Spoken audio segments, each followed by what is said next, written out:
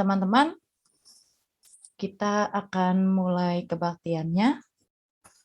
Selamat pagi teman-teman, sebelum memulai kebaktian, mari kita mengambil waktu untuk bersaat teduh.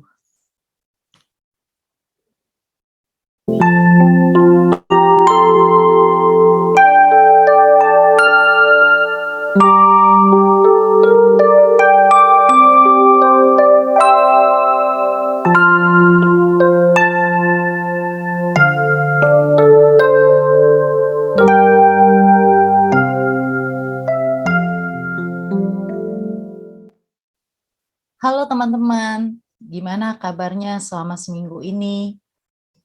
Gimana teman-teman? Semua sehat-sehat? Sehat. Oke, baik ya. Terus gimana nih liburannya? Kan waktunya lumayan panjang nih, liburan selama di Lebaran ini. Pada kemana aja nih teman-teman? Di rumah aja. Wah, di Ya, rumah aja. Sama. Menghindari kemacetan ya. Oke. Ya, semoga semuanya bisa menjalani hari liburannya dengan lebih bermakna ya, teman-teman. Ya, pastinya dalam sela waktu liburan panjang yang dilalui, kita rindu untuk dapat berhimpun kembali menghadap Tuhan dan memuji Tuhan bersama dengan rekan-rekan kita di Kebaktian Pemuda ini. Nah, untuk itu, teman-teman, marilah kita berhimpun semua.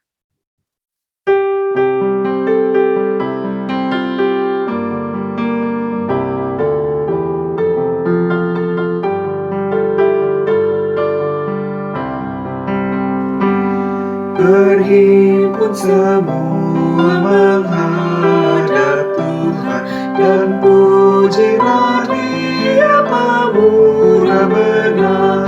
Berakhirlah segala pergumulan, diganti kedamaian yang besar. Hormati namanya serta mujizat yang sudah dibuatnya. Hendaklah terus syukurmu kau nyatakan di jalan hidupmu seluruhnya.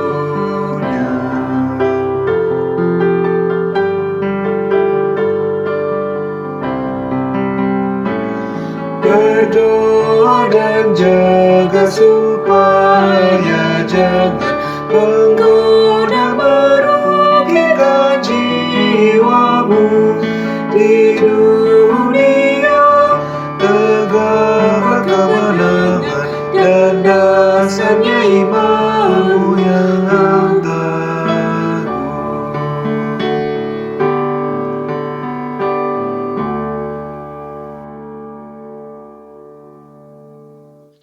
Umat yang dikasihi Tuhan, mari kita mulai ibadah ini dalam sebuah keyakinan.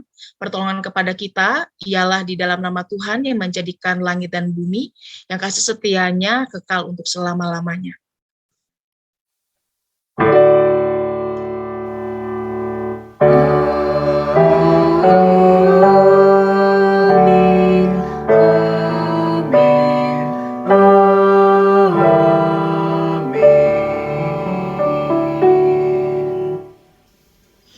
Kasih karunia dan damai sejahtera dari Allah menyertai saudara sekalian.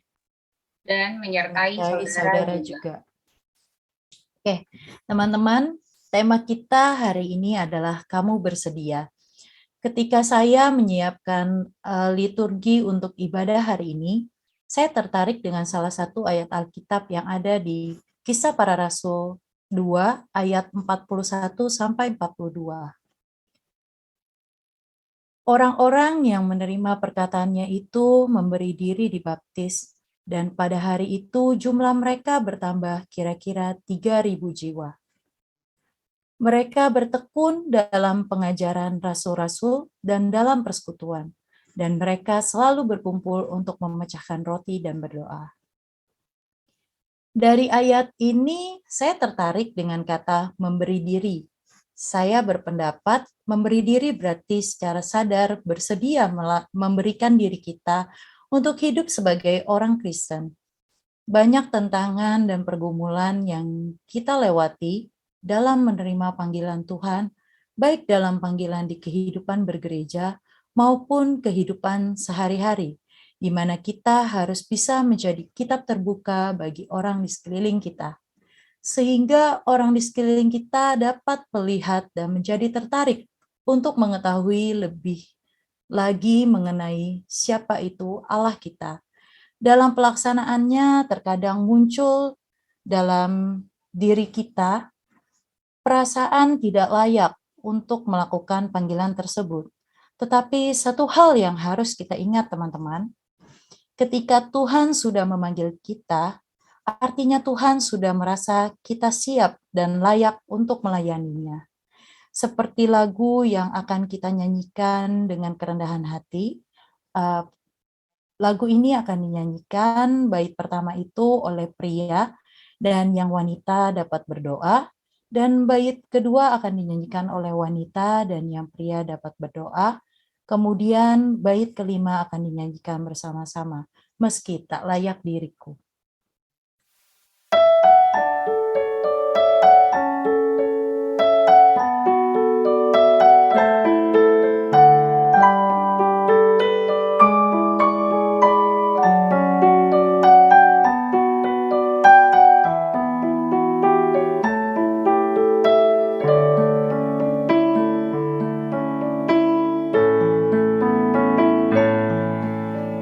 Meski tak layak diriku, tetapi karena darah-Mu dan karena Kau memanggilku, ku datang Yesus padamu.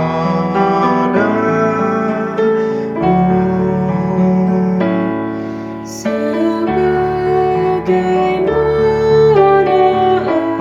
adanya jiwaku sungguh bercela, darah-Mu dapat maksudnya ku datang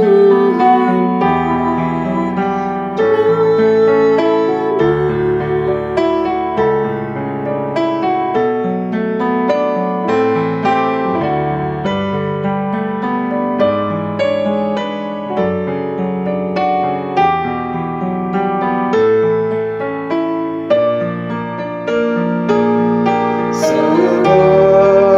Sebagaimana janji-Mu,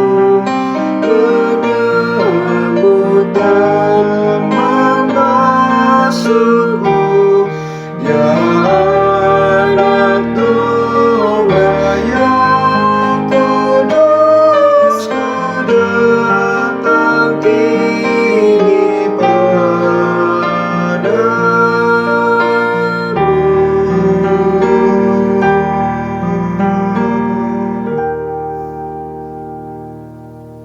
Dalam rangkulan kasih-Nya, Allah menyatakan pengampunannya kepada kita semua dalam 2 Timotius 1 ayat 9. Dialah yang menyelamatkan kita dan memanggil kita dengan panggilan kudus, bukan berdasarkan perbuatan kita, melainkan berdasarkan maksud dan kasih karunia-Nya sendiri, yang telah dikaruniakan kepada kita dalam Kristus Yesus sebelum permulaan zaman. Demikianlah berita anugerah dari Tuhan. Syukur kepada Allah. Damai Kristus besertamu. Dan Dan besertamu. besertamu juga. Untuk menyambut berita anugerah, marilah kita menyanyikan lagu Ku Dengar Panggilan Tuhan.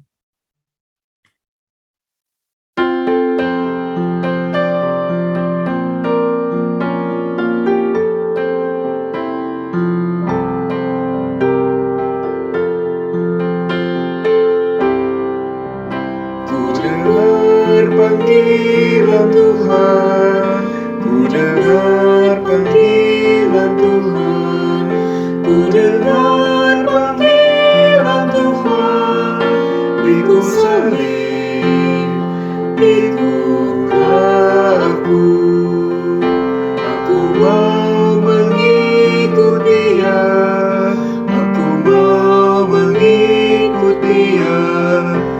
Aku mau mengikut Dia, ikut Dia, Yesus Tuhanku.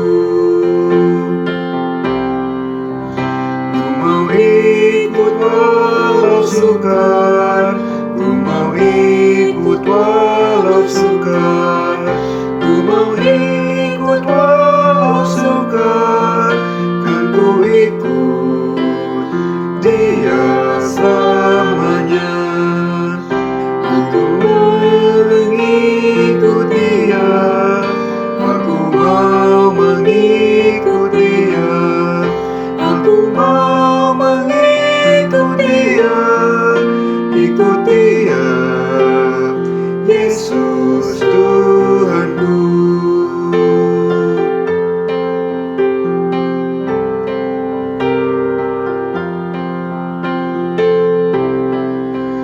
Meski jalanku mendaki, meski jalanku mendaki, meski jalanku mendaki, dan ku ikut Dia selamanya. Aku mau mengikut Dia, aku mau mengikut Dia, aku mau mengikut Dia, ikut Dia, Yesus Tuhanku.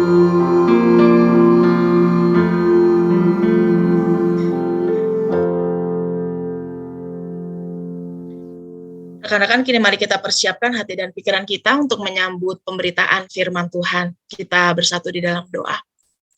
Ya Tuhan, kami mengkhususkan waktu ini untuk sama-sama menundukkan hati dan membuka diri kami belajar dari firman-Mu. Tolong kami, sehingga ketika kami duduk diam, maka di saat yang bersamaan kami boleh memfokuskan diri kami pada pemberitaan firman Tuhan. Berikan kami pengertian untuk memahami dengan baik, berikan kami kecintaan yang besar untuk menjadi pelaku firman yang bersedia untuk berproses di dalam keseharian. Bersabdalah ya Tuhan, kami umat-Mu sudah siap untuk mendengar. Di dalam nama Tuhan Yesus kami berdoa dan mengucap syukur. Amin. Rekan-rekan, kita akan sama-sama membaca satu bagian Alkitab yang terambil dari Kisah Para Rasul 2, ayat 36 sampai ayat yang ke-42. Kisah Para Rasul 2, ayat 36 sampai ayat yang ke-42. Saya akan bacakan untuk kita semua. Jadi seluruh kaum Israel harus tahu dengan pasti bahwa Allah telah membuat Yesus yang kamu salibkan itu menjadi Tuhan dan Kristus. Ketika mereka mendengar hal itu, hati mereka sangat terharu. Lalu mereka bertanya kepada Petrus dan rasul-rasul yang lain, "Apakah yang harus kami perbuat, saudara-saudara?"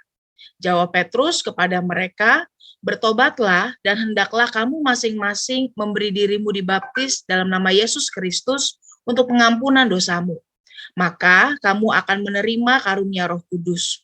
Sebab bagi kamulah janji itu, dan bagi anak-anakmu, dan bagi orang yang masih jauh, yaitu sebanyak yang akan dipanggil oleh Tuhan Allah kita."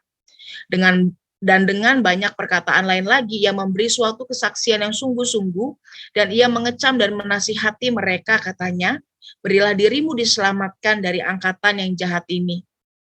Orang-orang yang menerima perkataannya itu memberi diri dibaptis, dan pada hari itu juga jumlah mereka bertambah kira-kira 3.000 jiwa. Mereka bertekun dalam pengajaran rasul-rasul dan dalam persekutuan, dan mereka selalu berkumpul untuk memecahkan roti dan berdoa. Demikianlah firman Tuhan. Rekan-rekan, berbahagialah kita semua yang mendengarkan firman Allah dan yang memeliharanya di dalam keseharian. Haleluya.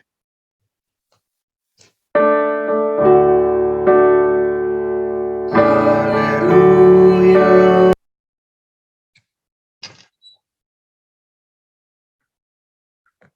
Oke ya. Rekan-rekan, selamat pagi semuanya. Selamat pagi. Selamat pagi. Ya, senang sekali ketemu sama teman-teman karena saya yang udah lama Recording in progress. kayaknya nggak ketemu ya sama rekan-rekan yang lain. Nah, rekan-rekan, hari ini kita akan sama-sama belajar sebuah tema mengenai kamu bersedia, dalam tanda tanya begitu ya, bukan titik, kamu bersedia enggak? Kamu bersedia? Kira-kira begitu ya. Nah, rekan-rekan, kalau misalnya rekan-rekan ditanya pertanyaan ini, apakah kamu bersedia? Maka apa jawab kita? Ya, saya mau tanya dulu dong, Stephanie. Kalau ditanya, Steph, apakah kamu bersedia? Apa jawabnya, Steph? Pertanyaannya apakah konteksnya? Oh, konteksnya apa? Jadi bersedia Iya. nggak? Bersedia ngapain, Kak? Oke, bersedia ngapain? Oke, thank you, Steph. Kalau aku tanya, Kowir, kamu bersedia? Ya, untuk apa dulu bersedianya?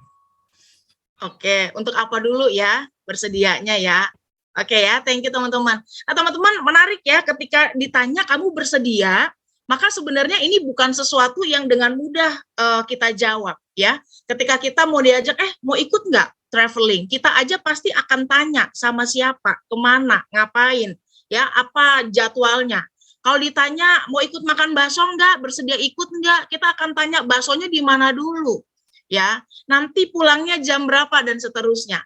Jadi ketika kita kemudian teman-teman dalam berbagai aspek kehidupan kita nih, ketika kita ditanya kesediaan kita Recording stopped. untuk apapun itu, maka yang menarik adalah ketersediaan diri. Kesediaan diri itu ketika kita ditanya bukan sekadar tentang iya dan enggak, begitu ya. Bukan tentang kamu bersedia enggak? Ya, enggak. Pasti respons pada umumnya kayak Stephanie ya atau Kowir ya. Ketawa dulu. Ya, untuk apa dulu ya, kan gitu ya, teman-teman.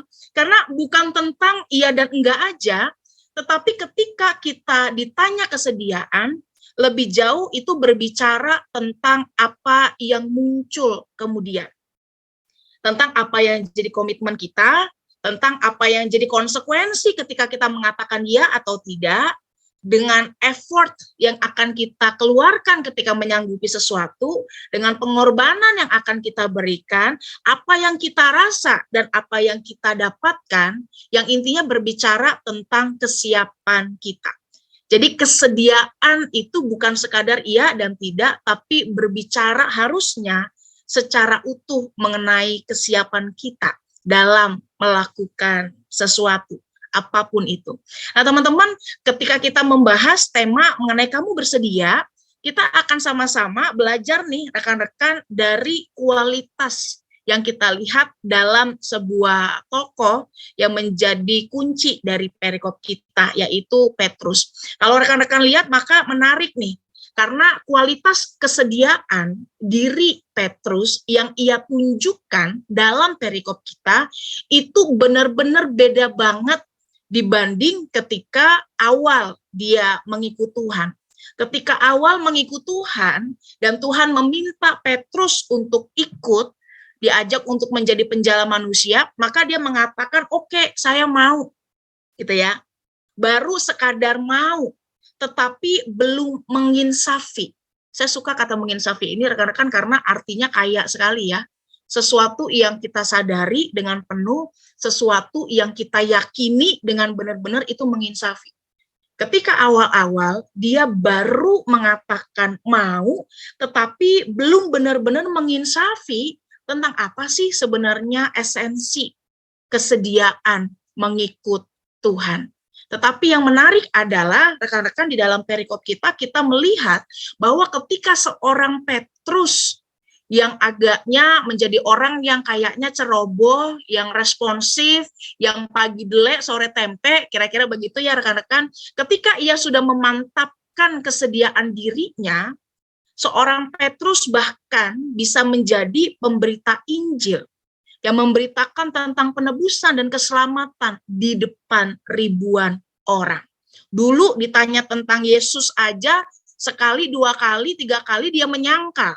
Dia nggak berani, dia ngumpet.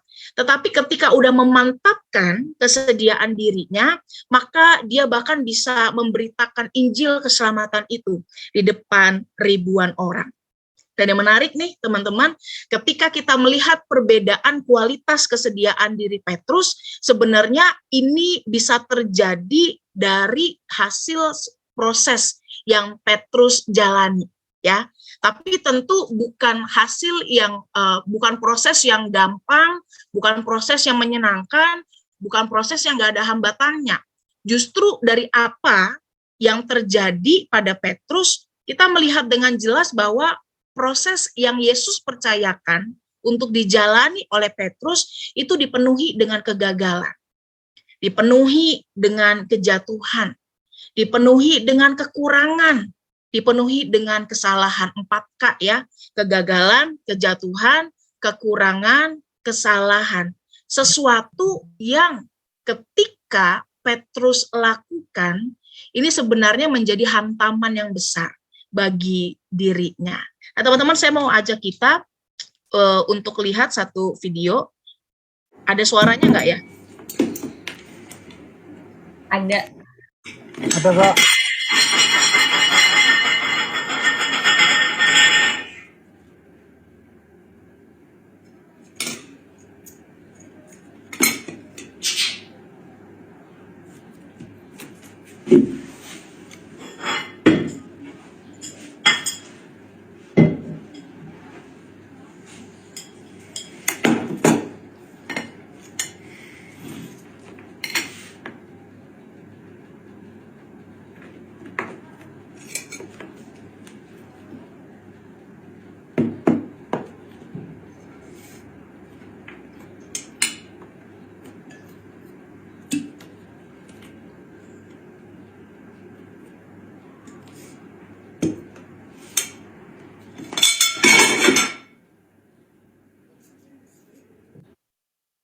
Oke ya, teman-teman, ini video yang menarik ya. Kalau misalnya nih, teman-teman ada di situ dan jadi perempuannya ya, saya mau tanya, apa yang akan teman-teman katakan kepada si laki-laki itu? Boleh nggak saya dengar suaranya Yunita, Yun? Kalau jadi ceweknya Yun, mau ngomong apa Yun? Aduh, ceroboh banget sih. Aduh, kamu gimana sih? Ceroboh ya. Piring aja nggak bisa kamu jaga, gimana hati aku, enggak ya? Iya. Oke ya, ceroboh banget ya. Kok bisa sih ceroboh banget? Oke, thank you. Aku mau nanya Eran. Dan Iya, Kak. apa yang akan kamu katakan atau respon kamu gimana tuh kalau ada di posisi itu, Ran? Waduh, gimana sih, udah jatuh terus dituker lagi, terus jatuh lagi, buset deh. Oke ya, geleng-geleng kepala ya, udah jatuh, tuker, bisa-bisanya jatuh lagi. Oke. Samuel. Apa ya? Gimana, Sam? Ya apa ya? Nggak teliti, Kak. Nggak teliti gitu ya. Iya, Kak. Kok bisa-bisanya nggak hati-hati dan Nggak bisa seterusnya. hati-hati masuk ke. Iya, Kak, benar. Ya, oke. Tapi ada juga rekan-rekan yang ketika jatuh tadi responnya kayak Feli loh, ketawa aja. Gimana sih kan gitu ya. Nah, rekan-rekan ketika kita berbicara tentang 4K, tentang kesalahan, kegagalan, ya, yang namanya kekurangan, kejatuhan seseorang, maka sebenarnya menarik karena dalam hidup kita ada banyak hal yang kemudian mungkin kita bisa tertawakan, ya, ketika itu terjadi, ya. Tapi kenyataannya terlalu banyak yang bahkan nggak bisa kita terima atau kita tertawakan. Saking itu serius banget, kira-kira seperti itu ya rekan-rekan.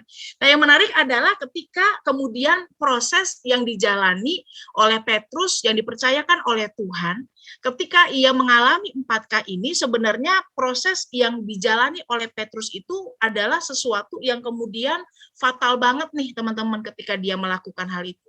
Ya, ketika dia gagal, ketika dia punya kekurangan, ketika dia jatuh, teman-teman, ketika dia nggak siap terima konsekuensi, apa yang ia lakukan itu merupakan sebuah hal yang fatal, yang nggak bisa sebenarnya diterima. Ya, kalau piring jatuh mungkin kita bisa ketawa, tapi lu mengkhianati orang lain kan bukan sesuatu yang kita bisa tertawakan. Ya, ketika Petrus kemudian tidak mengakui Yesus, ketika Petrus kemudian lari dari Yesus, itu bukan sesuatu yang sepele. tapi sesuatu yang fatal sekali sifatnya, rekan-rekan. Tapi yang menarik adalah saya ngebayangin gitu ya, mungkin kalau Yesus ada di situ ngelihat piring jatuh dan misalnya itu Petrus gitu ya, Yesus nggak akan ngomong gini, manusia tidak hidup dari roti saja, tetapi dari firman, karena makanannya udah jatuh gitu ya. Dia nggak akan begitu, rekan-rekan. Tipikal Yesus, saya yakin dia mungkin akan membiarkan itu terjadi dan berkata kepada Petrus, kenapa kok bisa jatuh? Ya, apa yang menyebabkan itu jatuh? Kamu lihat nggak, kok aku bisa makan nggak jatuh, kamu jatuh. Apa yang harus kamu lakukan supaya makanannya nggak jatuh dan seterusnya? Ya, mungkin apa yang dialami oleh Petrus adalah 4K yang fatal, teman-teman. Tetapi ketika ia mengalami itu, sebuah pelajaran berharga yang kita bisa ambil dari Petrus adalah ia tidak berhenti berjuang untuk bisa berproses dengan baik dalam seluruh kejatuhan dan kegagalannya mengikut Tuhan. Ya, nah rekan-rekan, ketika seseorang mengikut Tuhan, maka nggak jarang orang itu kemudian dipenuhi dengan berbagai permasalahan, dengan berbagai kejatuhan yang berat. Saya pernah menyampaikan di khotbah Paskah beberapa kali, rekan-rekan begitu ya. Saya menyampaikan ilustrasi ini ketika seseorang kemudian mengalami permasalahan atau depresi yang berat, maka seorang psikolog mengatakan biasanya itu seperti sebuah keadaan di mana orang itu terbiasa hidup dengan seekor harimau. Ya, hidup dipenuhi ketakutan, rasa nggak mampu, hidup dipenuhi rasa gagal, nggak bisa ngapa-ngapain. Itu aja yang memenuhi pikiran dia. Sehingga yang menarik adalah ketika harimau itu bahkan sudah perlahan-lahan menghilang dan nggak ada lagi dalam rumah yang ditinggali, maka orang yang sudah terbiasa tinggal bersama dengan harimau itu biasanya punya respons yang menarik nih rekan-rekan. Sekalipun pintu kebuka, mungkin dia nggak akan keluar, begitu ya. Tetapi ada banyak orang yang memilih untuk tetap berada di dalam pikirannya yang memenjarakan dirinya. Dalam kegagalan, kejatuhan, semua yang ia alami, ada banyak orang yang akhirnya nggak bisa berfungsi dengan baik, dengan benar, karena apa? Dikekang dan dipenjara oleh hal itu. Tetapi Petrus justru menunjukkan hal yang sebaliknya. Ketika Petrus mengalami itu, ia bersedia untuk berjuang, untuk berproses dengan baik dalam seluruh kejatuhan yang ada. Maka menarik rekan-rekan dari Petrus kita belajar nih pada hari ini. Dari tema kamu bersedia, sebenarnya ini bukan sekadar pertanyaan, tetapi sebuah ajakan bagi kita untuk berproses dengan baik. Ketika kita melihat kesediaan Petrus untuk bisa bersaksi bagi Tuhan, maka itu juga menjadi sebuah kesediaan untuk bangkit dan berjuang bersama dan di dalam Tuhan. Kenapa teman-teman? Karena alur cerita kehidupan kita itu nggak pernah sepihak, ya, nggak pernah suka-suka gua, nggak pernah hanya terserah Allah dan mengabaikan respons manusia, nggak pernah. Pasti ada yang namanya rancangan dan juga respons yang kemudian terjadi dalam kehidupan kita. Oleh karena itu, tema kita hari ini mau mengajak kita untuk bisa menyediakan diri kita berproses dalam seluruh 4K yang mungkin kita rasakan di dalam keseharian kita. Ketika teman-teman Petrus mengalami perubahan yang luar biasa, ketika ia bersedia untuk berproses bersama dengan Tuhan, maka di situ ia mengalami perubahan hidup dan menjadi pekabar Injil keselamatan yang luar biasa nih teman-teman. Yang terjadi adalah di ayat 36, ia mengatakan secara khusus, jadi seluruh kaum Israel harus tahu dengan pasti. Ya, di depan ribuan orang dia mengatakan jadi seluruh kaum Israel harus tahu dengan pasti. Ini menjadi penekanan yang penting nih teman-teman. Karena orang Israel adalah bangsa yang harusnya terima Tuhan, tapi kenyataannya mereka menjadi bangsa yang menyalibkan Tuhan. Jadi bagi Petrus menjadi penting bagi mereka untuk tahu sebenarnya siapa sih itu Yesus, untuk tahu siapa sih sebenarnya yang mati di kayu salib. Ya, mereka harus tahu dengan pasti. Harus tahu ini rekan-rekan mau berbicara mengenai seseorang itu harus belajar untuk memahami, untuk mengerti. Dan dalam ungkapan Yahudi, rekan-rekan, bahkan ini menjadi penggambaran tentang hubungan seksual antara laki-laki dan perempuan. Jadi mau ngomong apa? Ketika orang nih ya, untuk tahu seks itu sesuatu yang indah, sesuatu yang baik, kan mereka harus mengalami langsung, kira-kira seperti itu ya. Jadi kata aslinya mau mengatakan begini, lu nggak hanya butuh tahu aja, tetapi butuh keterlibatan, butuh tahu, butuh terjalin lebih intim, lebih dekat. Itu yang Petrus katakan. Semua orang Israel harus tahu, harus belajar untuk mengerti, dan taunya adalah dengan pasti, teman-teman. Nggak hanya sekedar ngerti, tapi harus tahu dengan pasti dalam arti benar-benar yakin dalam keteguhan. Sehingga pengetahuan yang akhirnya akan kita imani itu menolong kita untuk nggak lari atau bersembunyi ketika kita mengalami pergumulan hidup yang berat. Ini yang dilakukan oleh Petrus. Ia bersaksi di depan ribuan orang dan mengatakan ini sebagai kesaksian yang nyata. Ketika kita ditanya, teman-teman, apakah kamu bersedia? Maka yang kedua, ini menjadi ajakan bagi kita untuk bersaksi. Ada 2 poin yang mau saya tekankan, rekan-rekan. Bersaksi itu nggak hanya jadi buah atau hasil, ya. Kan banyak orang yang mengatakan, oh karena gue beriman, maka buahnya adalah bersaksi. Betul. Tetapi di sisi lain, bersaksi itu juga bisa menjadi sebuah upaya. Mungkin imanku masih lemah, mungkin aku masih sering jatuh, mungkin aku masih sering gagal, tapi saya mau berupaya. Itu berarti teman-teman sedang bersaksi. Berupaya untuk menjadi anak Tuhan yang menjalani kehidupan yang benar-benar berbuah, teman-teman. Ya. Dan itu berarti dalam seluruh pilihan kita, dalam keputusan, apa yang jadi fokus kita, apa yang jadi integritas kita, ketika kita memperlakukan sesama kita, membagikan sesuatu, itu menjadi sesuatu yang penting. Karena kadang-kadang yang kita bagikan lebih banyak penderitaan kita daripada berkatnya, kan gitu ya. Aduh, baru awal bulan, ini udah seret aja nih. Aduh, misalnya ya, aduh kok kayaknya gue apes melulu. Aduh kok kayaknya, nggak ada yang salah teman-teman dengan sharing problem kita. Tetapi jangan-jangan kita lebih sering share problem, tapi nggak share bagaimana kita diberkati dari berbagai permasalahan yang kita hadapi di keseharian. Ketika kita diajak untuk berupaya, ya hidup yang berbuah, maka penekanan untuk menceritakan iman kita menjadi hal yang harus kita garis bawahi. Kenapa harus digaris bawahi menceritakan iman? Karena saking modernnya orang zaman sekarang ya berpikir bersaksi kan bisa banyak cara, benar nggak? Benar ya, bersaksi kan bisa banyak cara. Tapi saking bisa banyak cara, orang kehilangan apa yang menjadi core dari bersaksi itu. Yang penting kan nggak ngomong kotor, yang penting kan bisa jadi berkat, begitu ya. Yang penting kan dan seterusnya. Tapi imannya diceritakan nggak? Yesusnya diperkenalkan nggak? Itu yang orang seringkali kemudian lupa. Teman-teman bisa memilih untuk bersaksi dengan berbagai cara, lewat pilihan, keputusan, dan seterusnya, teman-teman. Tapi jangan lupa, bersaksi itu juga berarti menceritakan iman kita kepada orang-orang yang ada di dekat kita.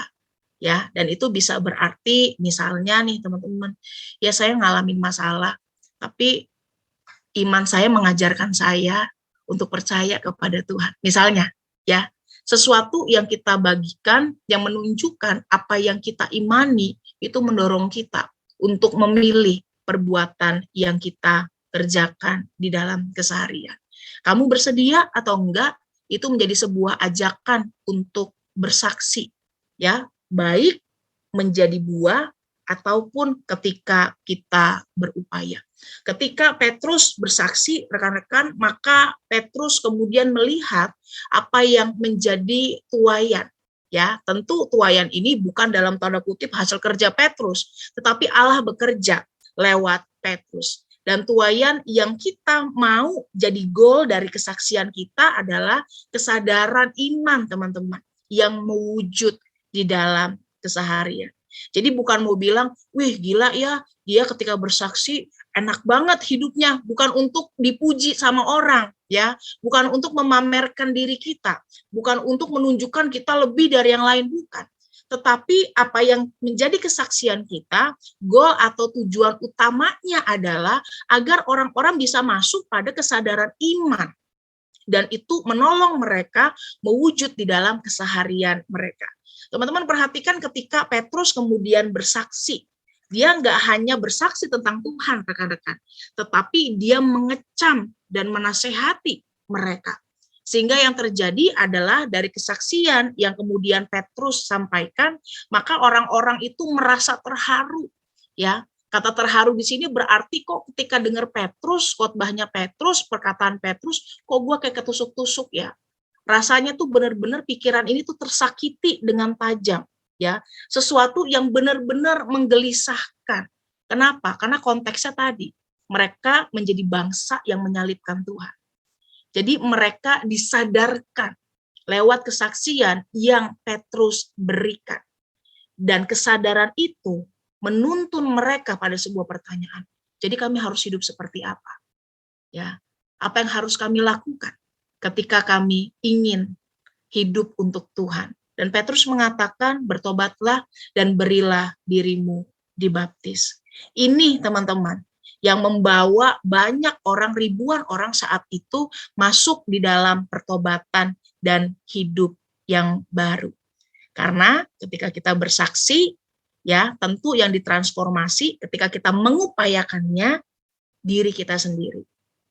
Ketika kita melakukannya, maka orang lain akan menjadi hasil yang kemudian mewujud dari kesaksian kita.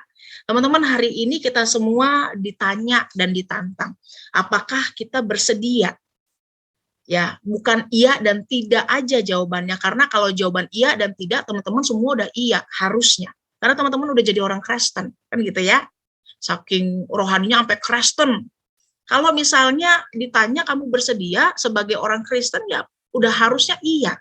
Tetapi lebih dari itu, teman-teman, apakah, ya, saya kembali lagi bertanya di pertanyaan awal saya, ketika teman-teman ditanya, apakah kamu bersedia? Ada komitmen yang mau teman-teman bangun. Ada konsekuensi yang teman-teman siap tanggung ke depan. Ada upaya yang mau teman-teman lakukan. Ada pengorbanan yang teman-teman berikan. Sekalipun mungkin yang kita rasa dan dapatkan gak sesuai dengan yang kita bayangkan. Tetapi kita mau terus melangkah. Karena teman-teman mau belajar untuk terus mempersiapkan diri. Ikut Tuhan. Kiranya Tuhan menolong kita untuk memantapkan hati kita menjadi orang yang sedia. Memberi diri untuk bisa melayani dan bersaksi bagi Tuhan. Tuhan menolong kita semua, teman-teman. Satu dulu bagi kita.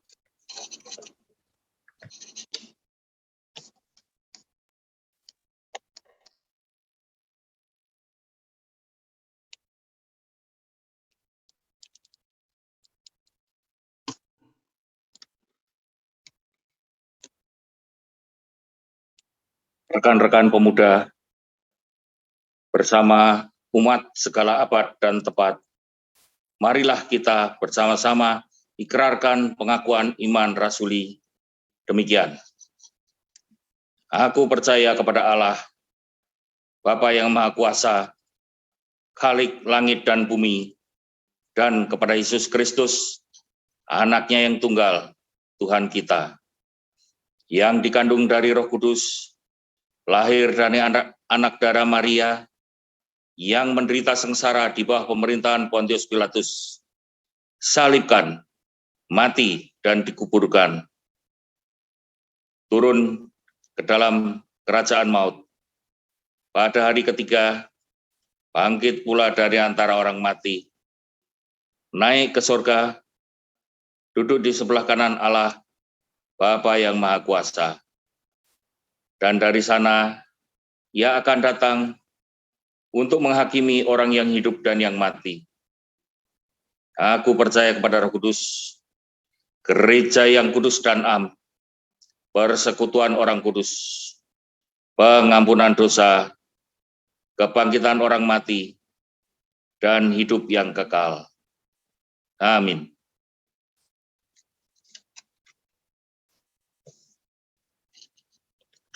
Ya, teman-teman, kita akan memasuki doa syafaat. Di sini ada beberapa pokok doa syafaat yang akan kita doakan. Yang pertama itu, kita akan mendoakan supaya teman-teman pemuda dapat menjadi pelaku firman Tuhan pada hari ini. Lalu kita akan mendoakan juga mengenai bangsa dan negara di Indonesia, mengenai permasalahan politik, ekonomi, sosial, cuaca, dan pandemi COVID.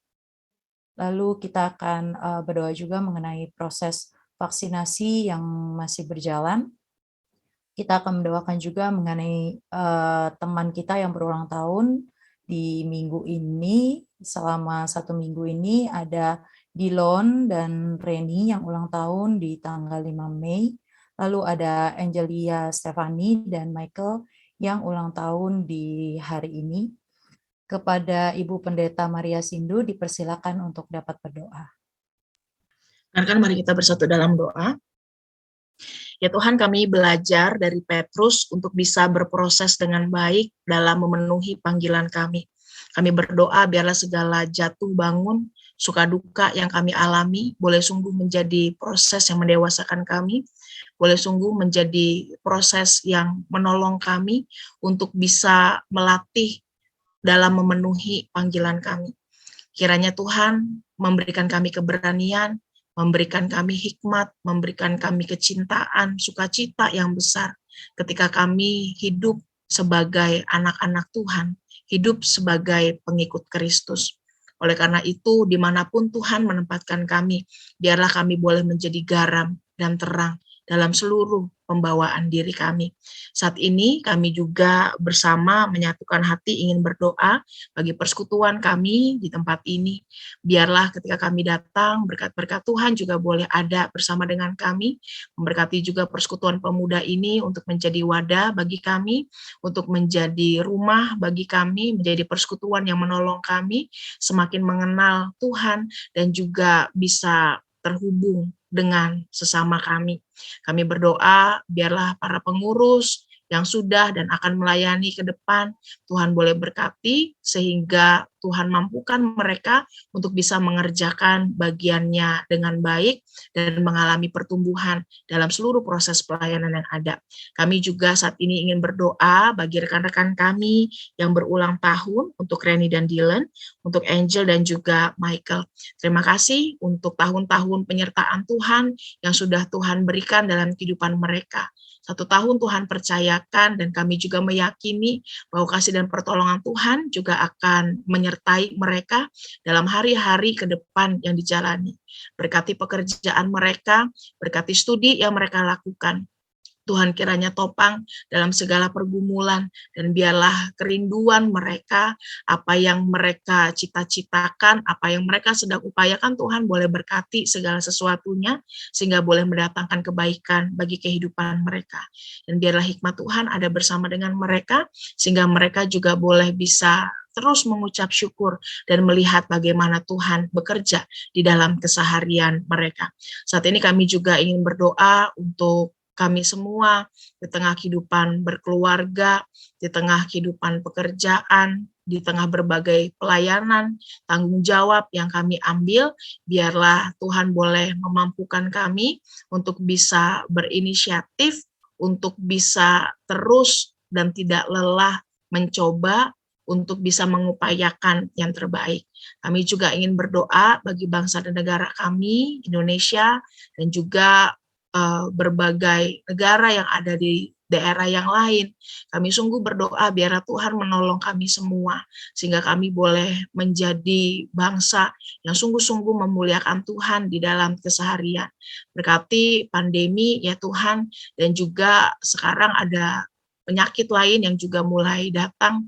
Tuhan kiranya juga menolong sehingga berbagai upaya yang diupayakan untuk pemulihan, kebaikan di negeri ini dan di tempat yang lain, itu boleh sungguh menolong kami semua untuk bisa dijaga dalam keadaan yang penuh dengan selamat, untuk dipulihkan dari sakit yang ada. Dan biarlah setiap orang yang bergumul di luar sana, ketika mereka berada di daerah konflik, di daerah perang, mereka berjuang untuk bisa mengupayakan kehidupan yang baik, mereka saat ini berjuang karena status gendernya, mereka yang berjuang untuk bisa bertahan hidup apapun pergumulan yang mereka hadapi. Biarlah kasih dan pertolongan Tuhan menyertai segala perjuangan baik mereka. Kami menyerahkan kehidupan kami ke dalam tangan Tuhan. Kami yakin Tuhan akan berperkara bersama dengan kami. Di dalam nama Tuhan Yesus kami berdoa dan mengucap syukur. Amin.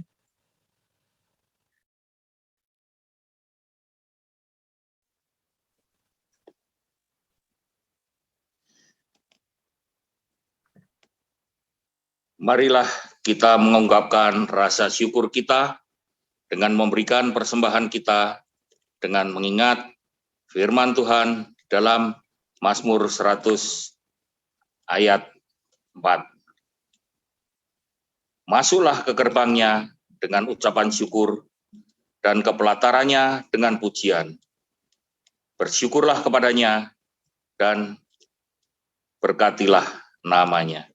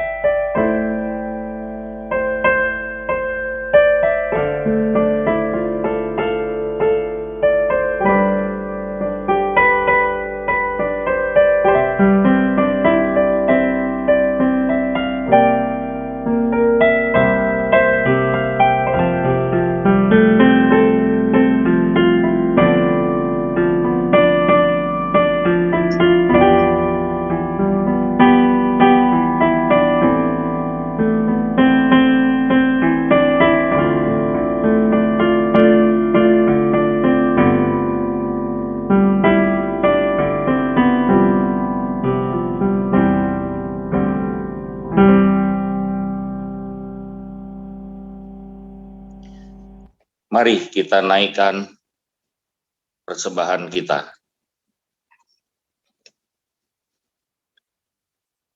Maha besar Tuhan Allah Bapa kami yang bertata dalam kerajaan surga, Engkaulah maha murah, Engkaulah maha kasih, Engkau mengasihi kami, Engkau memberkati kami dengan berkat yang sangat besar dan terbesar, yaitu Engkau berkorban mati di Bukit Golgota demi keselamatan kami. Tuhan, Engkau memberkati juga dengan berkat fisik pada kami berupa rezeki. Dan pagi hari ini kami ingin mengembalikan berkat-Mu sebagian dalam bentuk persembahan. Biarlah persembahan tersebut bisa digunakan untuk pelayanan bagi kemuliaan nama-Mu saja. Berkatilah akan para pengelolanya agar boleh dikerjakan secara bertanggung jawab dan semaksimal mungkin untuk kemuliaan nama-Mu. Dalam nama Yesus Kristus Bapa, kami naikkan persembahan kami pagi hari ini. Amin.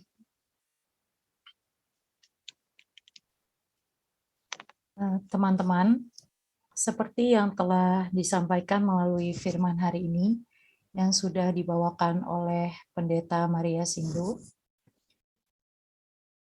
ketika kita ditanya tentang kamu bersedia, pasti hal pertama yang akan kita lakukan adalah bertanya dulu, bersedia apa ini? Jadi kita bukan sekedar jawab saja iya, tapi ini juga mengenai komitmen atas jawaban yang sudah kita berikan terhadap kebersediaan kita itu. Seperti Petrus ketika dia memantapkan kesediaan dirinya, ia bisa menjadi pemberita Injil keselamatan di depan ribuan orang. Semua melalui proses ya teman-teman. Bukan sesuatu yang mudah dan dia tidak berhenti berjuang hingga berhasil. Ada beberapa poin juga yang saya catat melalui firman hari ini. Kita bisa belajar untuk ajakan berproses, ajakan bersaksi. Semoga kita dapat berkarya terus dengan hati teguh, meski dihina dan menanggung duka.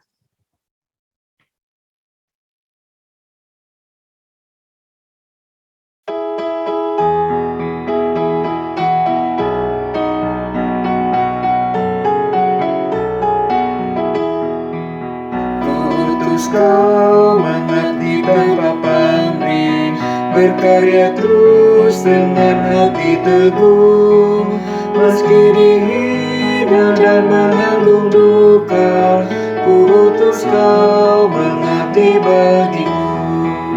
Ku utus kau membalut yang terluka, menolong jiwa syarat berkeluh, menanggung susah dan derita dunia. Ku utus kau berkorban bagiku.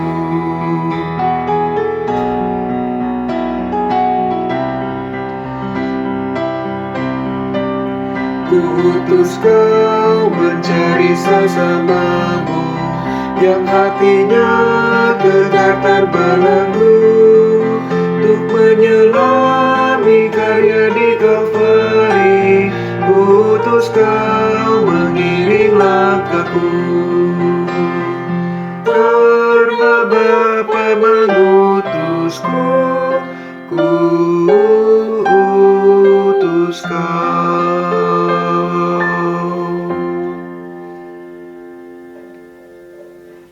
Ini marilah kita mengarahkan hati kepada Tuhan. Kami mengarahkan hati kami kepada Tuhan. Jadilah saksi Kristus. Syukur kepada Allah. Terpujilah Tuhan.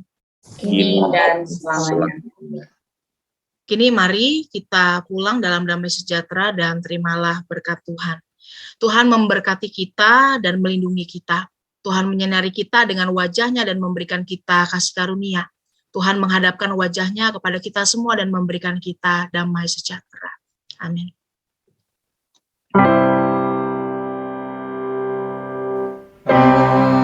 Haleluya, haleluya, haleluya, haleluya,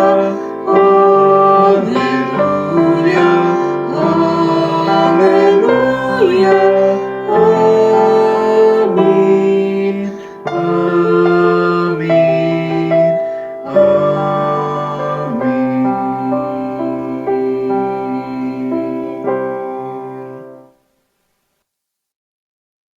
Ya, teman-teman, silakan bersaat teduh.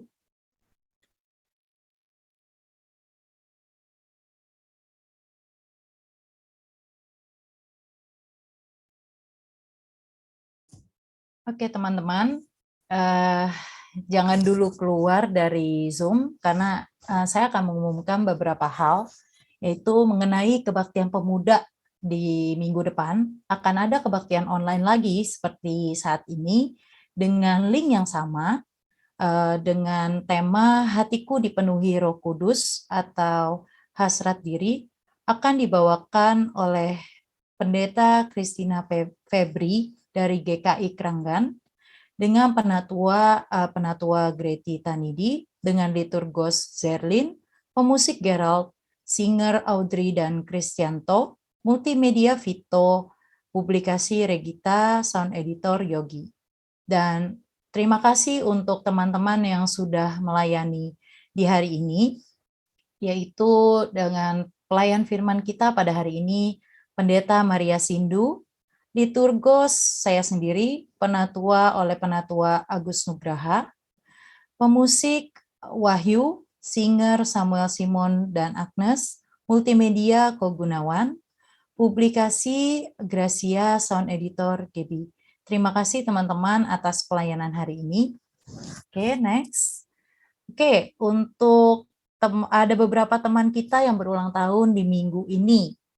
Di tanggal 5 Mei ada Dilon dan Reni.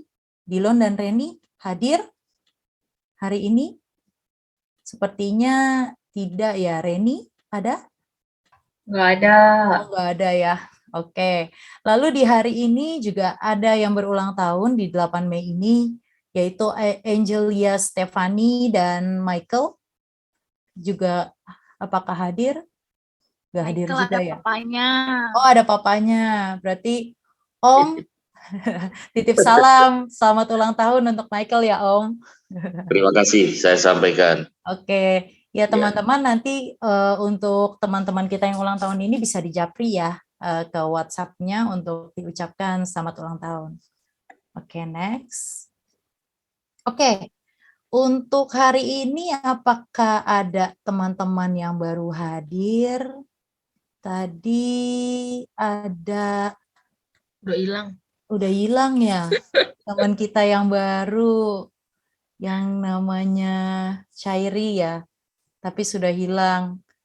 Sisanya ini teman-teman yang setia ya, setiap minggunya selalu hadir untuk kebaktian bersama. Nah, teman-teman, pasti udah kangen juga nih untuk bisa sama-sama bisa hadir kebaktian lagi on-site di gereja. Semua teman-teman pasti sudah kangen dengan temannya satu sama lain. Kangen mungkin dengan suasana kebaktiannya, kangen dengan hangout, bisa setelah kebaktian kita bisa makan bersama, lalu bisa karaoke bersama. Nah, jangan lupa teman-teman, saya mau kasih kabar gembira kalau di 29 Mei nanti kita sudah bisa kebaktian on-site pemuda. Nah, untuk ruangannya itu sendiri akan menggunakan ruang aula lantai 4. Untuk hal-hal apa saja yang perlu dipersiapkan nanti akan kita umumkan lebih lanjut. Jadi teman-teman bisa pantau terus IG kita, IG Komisi Pemuda GKI Samanhudi, nanti akan ada pengumumannya di sana. Dan juga bisa pantau juga grup kita gitu. Akan ada pengumumannya apa saja yang harus teman-teman persiapkan untuk bisa kebaktian onsite, untuk bisa bertemu dan bersekutu bersama lagi. Oke, sebelumnya jangan keluar dulu, kita mau foto bersama ya teman-teman. Oke, untuk foto bersama Yogi ada nggak ya? Atau Kogun bisa bantu untuk foto dulu?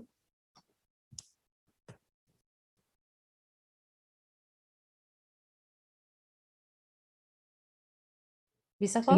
Dibantu Yogi kali ya? Oh, dibantu Yogi ya? Yogi. Oh iya, ada Yogi. Oke, Yogi. Nggak keluar ya suaranya Yogi?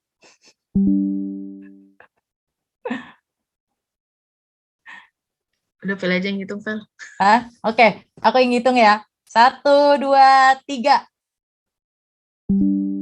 Lagi, ganti gaya. Lagi, 1 kali lagi. 1, 2.